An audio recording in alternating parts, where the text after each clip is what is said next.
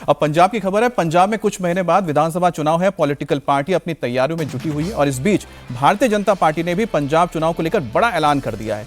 BJP ने कहा है कि वो पंजाब की सभी 117 सीटों पर अकेले चुनाव लड़ने की तैयारी कर रही है। बीजेपी के सीनियर लीडर और बीजेपी मुख्यालय के प्रभारी तरुण चुग ने कहा है कि पार्टी सभी 117 सीटों पर तैयारी कर रही है और जनता भी आशीर्वाद देने के लिए तैयार है।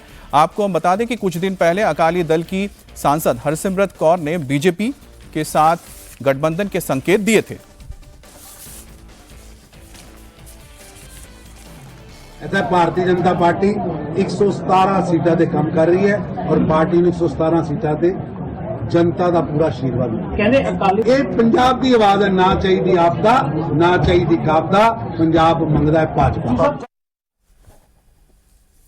अब 117 सीटों पर बात करने की तैयारी कर रहे हैं अजीत जी, तो इसका मतलब ये है कि क्या वो अकेले ही जाएंगे? लेकिन जिस तरह से अगर गठबंधन होता है तो बीजेपी कितने सीटों पर खुद को लगता है कि हम जीत सकते हैं अकेले, या उनको जरूरत पड़ सकती है किसी सहयोगी की? देखिए, भारतीय जनता ये अभी तो दबाव की राजनीति दोनों तरफ से चलती है, दोनों तरफ से प्रेशर पॉलिटिक्स होता है।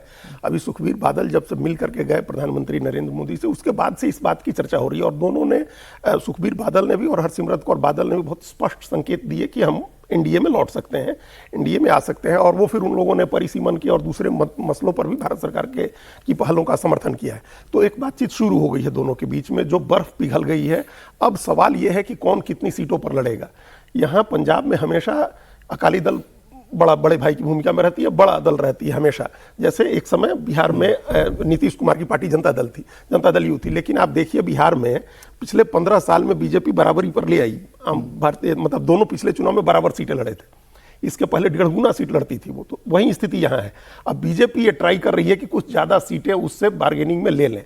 बीजेपी की अपनी, जो हम जहां तक समझ पाए हैं, 38% हिंदू वोट है वहां, और उसका असर एक बड़े इलाके पर है। कुछ 55 सीटें ऐसी मानी जाती हैं जहां हिंदू वोट निर्णायक हो सकता है, प्रभावित कर सकता है नतीजों को। तो उन सीटों पर भारतीय, और उसमें खास करके शहरी सीटें जो है, उन सीटों पर वहां जाट और सिख का वोट करीब 22 ऐसी सीटें हैं जो हिंदू बहुल हैं। 22 सीटें तो मतलब 55 पर हिंदू निर्णायक है वहां। 38% आबादी कम नहीं होता, बहुत 38% आबादी बड़ी आबादी है।